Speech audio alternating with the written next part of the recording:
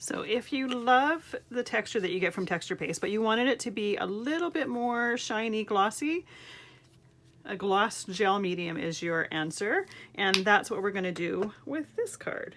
So you do wanna make sure, again, that you're mixing up enough. When I was making, oh, I've already got a piece here that's dried. Let me just grab it. When I was making the part for the sample here, I had some that I had more mica powder in it, so it's darker. And then I had to make a little bit extra because I didn't have enough, so I mixed another one and I didn't use quite as much mica powder, so I've got some lights and darks in here. Now for this particular design, it absolutely works and I think it looks fantastic, but it just depends on what texture, what stencil you're using, whether it's going to work or not.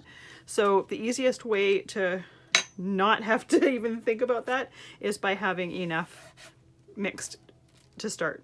So once again, I'm going to tape my paper down. I'm going to tape my stencil down. And you can see I reuse these pieces of tape several times. There's no point in tossing it after one use when you can reuse it. So I'm going to put some mica right on my little pile there, and I'm going to mix it the same way I mixed the texture powder or the texture paste with the mica powders, exactly the same. There's no difference. The only difference is this is going to dry glossy and shiny, and in my opinion it really highlights the pearlescence of the mica powders.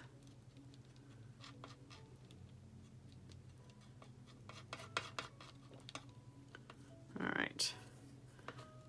So I do like to hold my stencil down because I don't want it to lift up and I don't want the paste to go underneath my stencil. And that's one of the reasons for having it taped down so that it doesn't shift, but it's also nice to know that you're not going to be getting paste underneath.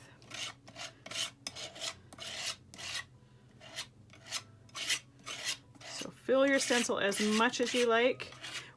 You don't want to have so much paste that you can't see your stencil through it.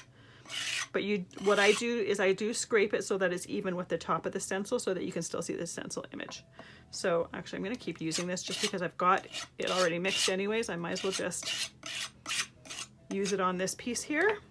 No point in it going to waste. I'm going to set that aside so that I can wash it as soon as I'm done. And then I'm going to set this aside to dry. And like I've already shown you, I've got one already here ready to go. But we're going to clean this up so that I don't accidentally place something into wet paste, because that is exactly the type of thing that I would do.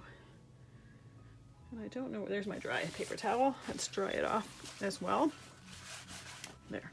So before we finish this here, I've already got my background here glued to the base of the card. I've got a die cut here. So there's a piece of cardstock with some double-sided tape and I've simply run it through my die cutting machine.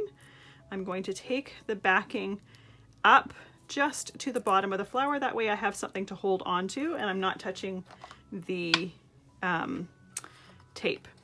So I'm going to take the green color and I'm going to use my brush here. I'm going to dust the green onto the tape, and because that tape is super sticky, it's going to just grab a hold of that mica powder.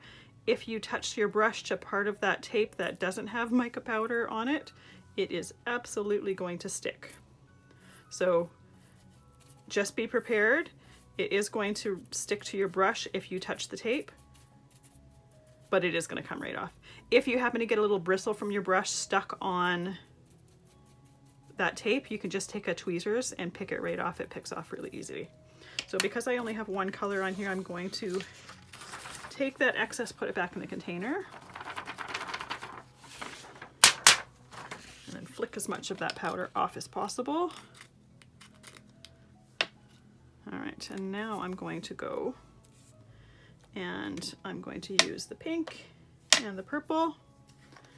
You could absolutely use one color for the flower, that would work just fine, but I just thought it would look really pretty to have just pink tips to the flower and then purple towards the inside. And much easier if you hold the die cut with your finger so it's not moving around on you.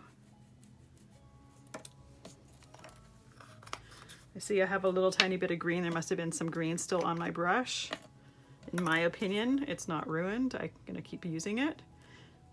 But if that's something that bothers you, you do want to keep in mind to clean your brush between colors. I was just not thinking and forgot. So there we go. So I'm going to take my little backing here and I'm just going to lightly rub it. You don't really need to do it as much as with mica powder as you do with glitter or like embossing powder. But that way, if there's anything loose there, it's going to either stick to the backing or rub right into the adhesive. So I'm going to take my glue and put it on the back of my die cut here.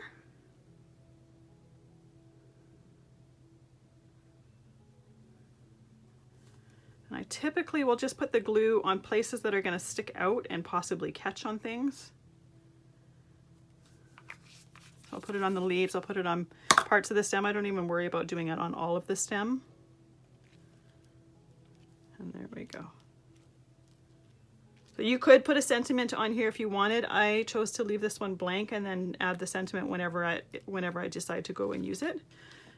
But there we go. I'm going to stick it down with an acrylic block on top of it so that it's weighed, but I'll let you see this one a little bit up close.